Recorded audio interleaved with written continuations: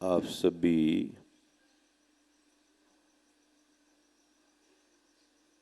वर्षा के योग की प्रतीक्षा कर रहे हैं।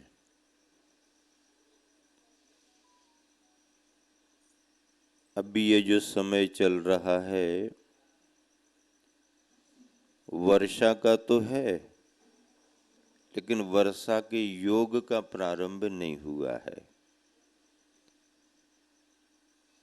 बारिश कभी भी हो वो वर्षा तो मानी जाती है, लेकिन वर्षा योग नहीं माना जाता।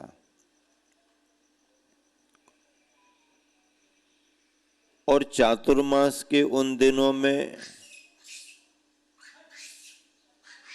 वर्षा के उन योग में बारिश अगर ना भी हो तो भी वर्षा योग माना जाता है। क्या कहा? ध्यान से सुना? नहीं सुना? ध्यान से सुनो। अन्य दिनों में अगर बारिश होती भी रहे तो बारिश तो होती है पर वर्षा योग नहीं माना जाता। सर्दी में पानी गिर जाए, गर्मियों में पानी गिर जाए, लेकिन वर्षा योग नहीं है। महाराज जी रुके हैं, स्वाध्याय चल रहा, प्रवचन चल रहे, वर्षा योग नहीं। और जब मुनि महाराज जी आर्य का संग संकल्प लेकर के उन तिथियों में, तारीखों में अपना योग प्रारंभ कर लेते हैं, तो उन दिनों में मान लो पानी ना भी गिरे तो भी वो योग वर्षा का योग माना जाता है। यहां पर शाश्वत सिद्ध भूमि संवेदी शिखर में आप जो भावनाएं लेकर के आए हैं या आ रहे हैं, उन सब भावनाओं को यहां पर साकार होते आप देख रहे हैं। क्यों? क्योंकि यहां पर वर्षा भी हो रही और वर्षा का योग भी आने वाला है। वर्षा का योग भी आने वाला है। आषाढ़ शुक्ला चतुर्दशी संपूर्ण संघों की स्थापना हो जाती है।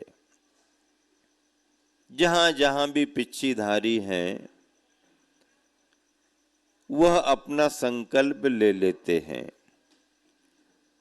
अगर स्थिति पर कोई त्यागी वृत्ति पिच्छीधारी संकल्प नहीं ले पाता है, कहीं मान लो बिहार में है, किसी स्थान पर गए, वहां पर अभी चर्यागत अनुकूलता नहीं जम रही, दूसरे नगर में जाने का भाव आ रहा है, तो उनके लिए इमरजेंसी 4 दिन और दिए गए हैं।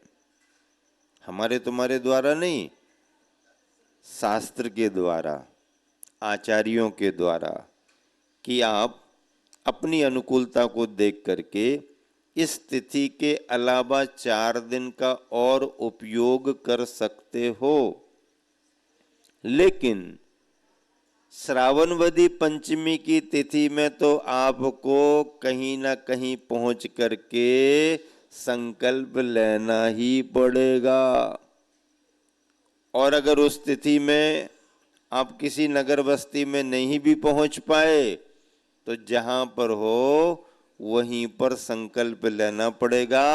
ये बात अलग है कि फिर श्रावक आकर के वहां पर नगर बस्ती बसा दें, वो बात अलग है। ये विधि विधान मूलाचार वगैरह में आए हुए हैं। यद्यपि यथार्थ में योग का काल 2 महीने का ही होता है और वर्ष में, साल में 3 योगों का विधान है साधु के लिए: वर्षा योग, शीत योग, ग्रीष्म योग। वर्षा योग, शीत योग, ग्रीष्म योग। 2 महीने में मूल योग संपन्न होता है, क्योंकि मौसम की तीव्रता उन 2 माहों में ज़्यादा रहती है। इसलिए उन 2 माहों में एक ही जगह रुकना, बारिश को देख करके एक जगह रुकना, सर्दी को देख करके एक जगह रुकना, गर्मी को देख करके एक जगह रुकना, ये तीनों योग साधु वर्ष में धारण करता है। शेष 2 ऋतुएं, 3 ऋतुएं जो हैं, इन्हीं से जुड़ी हुई ऋतुएं हैं। वर्षा योग 2 महीने हुए, बारिश की तीव्रता कम हो गई, अब शेष भाग है थोड़ा सा सामान्य रहेगा, उसमें भी प्रवास करते हैं मौसम की अनुकूलता देखने के लिए। और आषाढ़ शुक्ला चतुर्दशी से लेकर के कार्तिक वदी अमावस तक ये वर्षा का योग, 2 महीने का योग, शेष 1.5 महीना और मौसम की अनुकूलता, मार्ग आवागमन की सुलभता को देख करके ऐसा 3.5 महीने का जो विधान किया गया है, उसी को शास्त्रों में चातुर्मास कहते हैं। यथार्थ में वर्षा योग है और उसे चातुर्मास के नाम से जानते हैं। अब अगर कोई अष्टानिक से अष्टानिक तक रहना चाहे तो 4 महीना हो जाते हैं। अष्टानिक से अष्टानिक 4 महीने का भी प्रवास कर सकते हैं। शेष योगों में शीत योग के 2 माह अगर साधक रुक करके कहीं साधना करना चाहे तो वो है। ग्रीष्म के काल में 2 माह तीव्रता में रुक करके साधना करना चाहे, स्वाध्याय करना चाहे तो वो है। अगर मान लीजिए शीतकाल और ग्रीष्म काल में कोई साधक रुकना ना चाहे और धीरे धीरे विहार करते रहना चाहे या लंबा विहार कर रहा हो, तो उसे एक जगह रुकने की अनिवार्यता नहीं है। उनका वह विहार सर्दी गर्मी का गमन योग के रूप में माना जाएगा कि उनका विहार काल चल रहा है और उसमें सर्दी गर्मी में वो विहार कर रहे हैं। सर्दी गर्मी में एक ही जगह रुक जाने की कोई ऐसी पाबंदी नहीं है। अपनी प्रकृति को देख करके रुक भी सकते हैं और नहीं भी रुक सकते हैं, लेकिन वर्षा योग में ऐसा नहीं है कि रुक भी सकते हैं और नहीं भी रुक सकते हैं। वर्षा योग में तो 2 माह का योग और 1.5 माह अतिरिक्त उसी से जुड़ करके 3.5 माह रुकने की अनिवार्यता ही है, चाहे बारिश हो और चाहे ना हो। अब गर्मी सर्दी में, सर्दी गर्मी तुम्हें प्रभावित करे या ना करे, आप रुकना चाहें तो रुक सकते हैं, नहीं रुकना चाहें तो बिहार में भी अपना समय निकाल सकते हैं। ऐसा वर्ष में 3 योगों का विधान है। प्रसंग किसका चल रहा है? सामने सामने वर्षा योग चातुर्मास का चल रहा है। और इस बार चातुर्मास का योग कहाँ का बन रहा है? कहाँ का बन रहा है? लोग वंदना करने के लिए 2 दिन शिखर जी में रुकने के लिए सालों से प्लान करते हैं। क्या करते हैं? सालों से क्या करते हैं? प्लान करते हैं। प्लान कैसा करते हैं कि अपनी गाड़ी लेकर के चलना, कि ट्रेन से चलना, कि प्लान में प्लेन से चलना। प्लान में प्लेन भी तो आ जाता है ना, किससे चलना, कैसे चलना, जा कर के विधान करना या वहाँ जा कर के वंदना करना। अब शिखर जी का सीजन प्रारंभ हो रहा है। क्या प्रारंभ हो रहा है? हाँ, जब हम लोग आए थे गर्मी में तो लोग बताते थे, महाराज जी आप गर्मी में जा रहे हो, गर्मी में तो वहाँ शिखर जी में इतना बड़ा संघ गर्मी में जाएगा, गर्मी में तो यात्री कम आते जाते हैं। तो भैया अब जब मुहूर्त बना, अब निकल गए सो निकल गए। महाराज जी चतुर्मास में बहुत आते, अष्टानिकों से बहुत आ जाते हैं, ऐसा है वैसा है। अभी गर्मियों में तो थोड़ा कम रहते हैं, चलो देखते हैं। गर्मियों में आना हुआ, लेकिन ये क्षेत्र का प्रभाव कहें या संघ की प्रभावना कहें या मौसम की मेहरबानी कहें, मौसम की मेहरबानी भी होती है ना, या मौसम की मेहरबानी कहें, इस बार ग्रीष्म काल में भी ग्रीष्म काल जैसा लगा ही नहीं।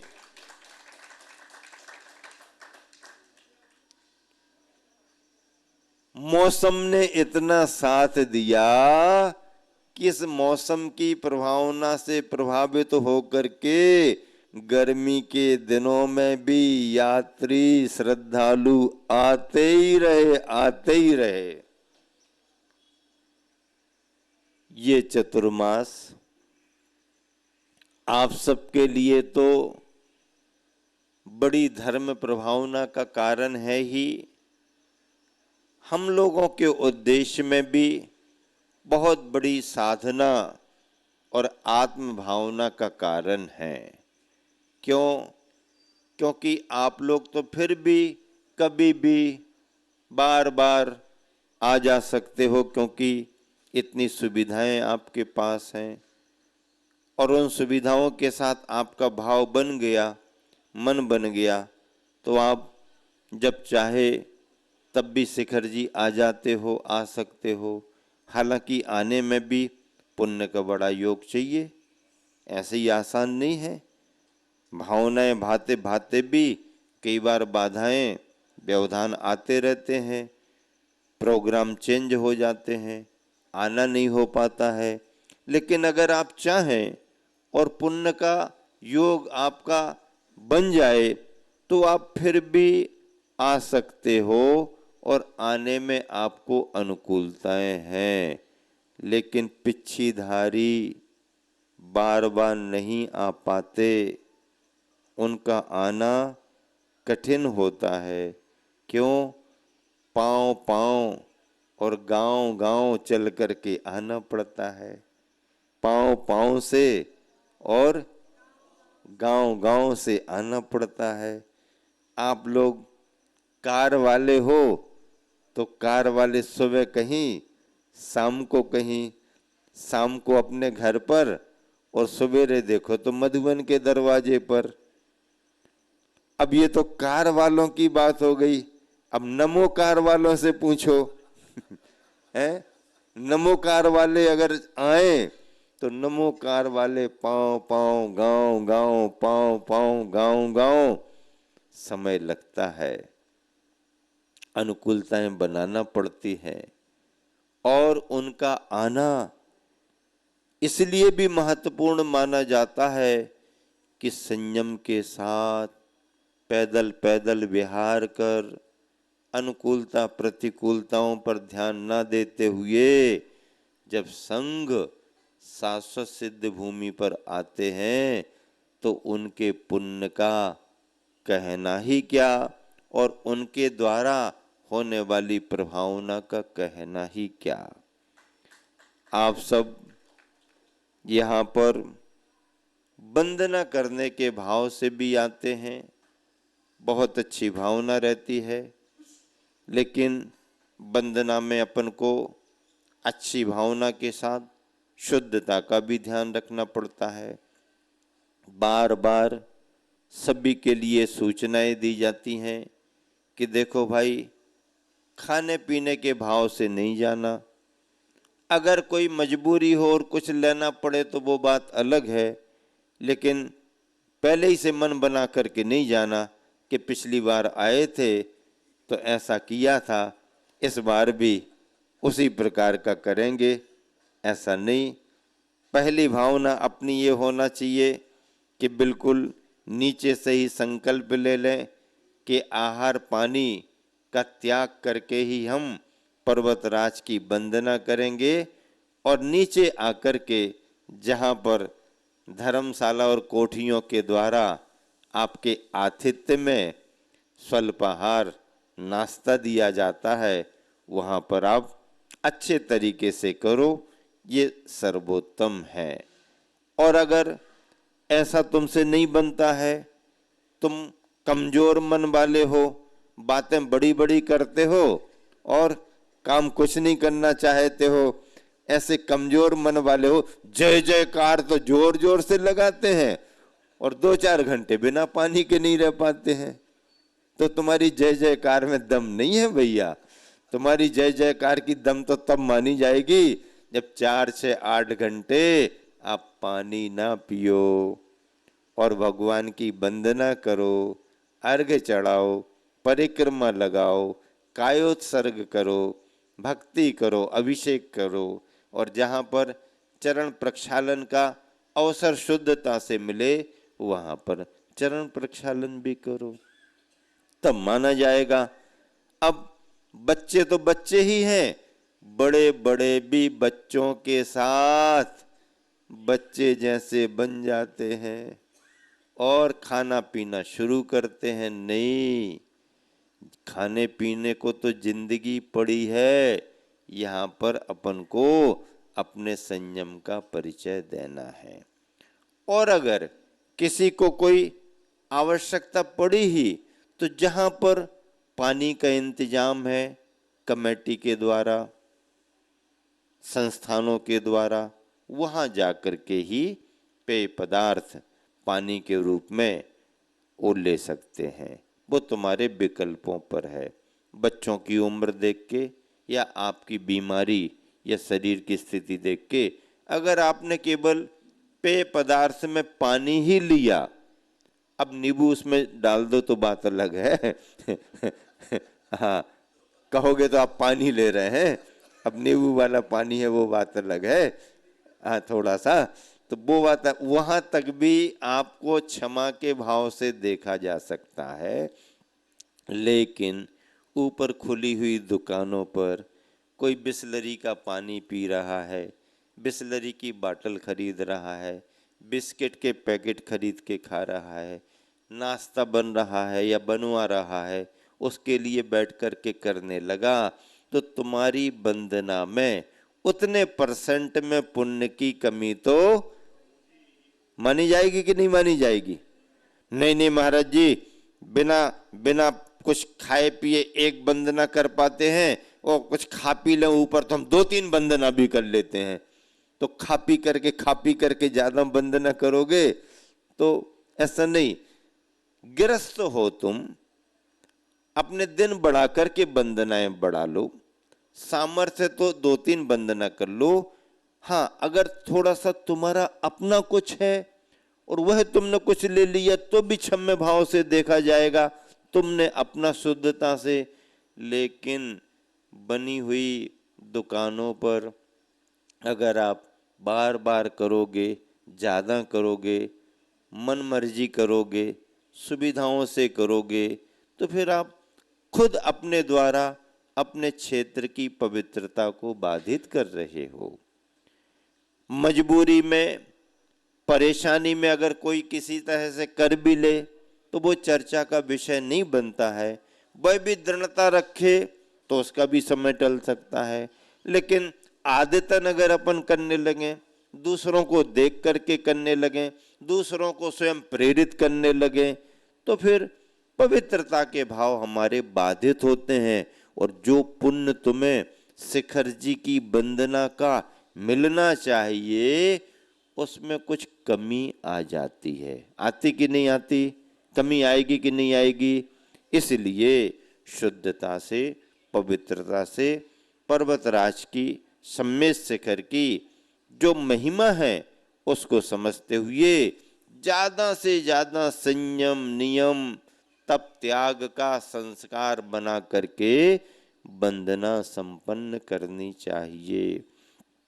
गुरुवर आचार्य विद्यासागर जी महाराज जी की परोक्ष रूप कृपा ही हम लोग मानेंगे कि इतनी दूर दूर से चल करके इतने सारे पिच्छीधारी यहाँ पर उपस्थित हुए हैं और वर्तमान अपने संघ के आचार्य महाराज समय सागर जी महाराज की परम कृपा और उनका आशीर्वाद हम सब लोगों के बिहार को निर्विघ्न और सानंद संपन्न कर सका।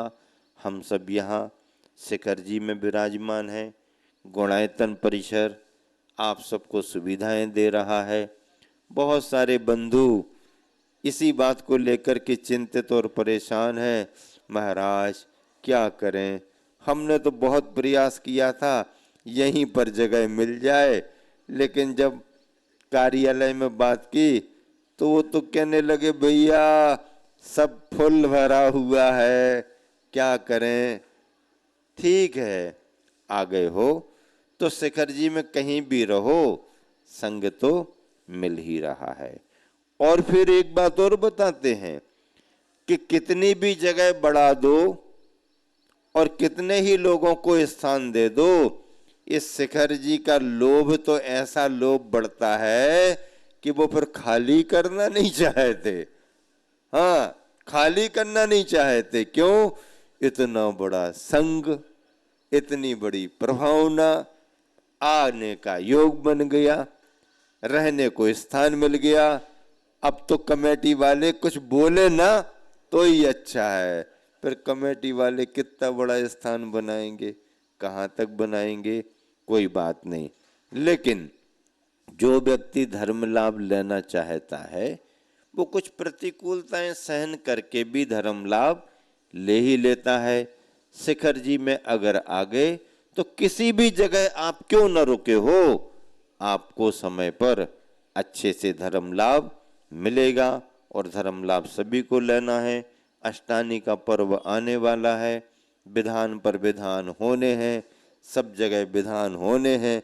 अब महाराज जी बड़ी दुविधा में आ रहे हैं कि सब जगह के विधानों में हम उपस्थित कैसे हो पाएंगे, कहाँ कहाँ हो पाएंगे। तो इसके लिए भी चिंता करने की जरूरत नहीं है, पिच्छियाँ बहुत हैं और सब मिल करके सभी के लिए प्रभावना बढ़ाएंगे और संतुष्ट करेंगे। समय आपका हो गया है, अभी अभिषेक शांति धारा की विधि संपन्न होगी। आप सब उत्साह से अभिषेक और शांति धारा की विधि में सम्मिलित हो, इसी शुभ भावना से विराम देता हूँ। महावीर भगवान की जय।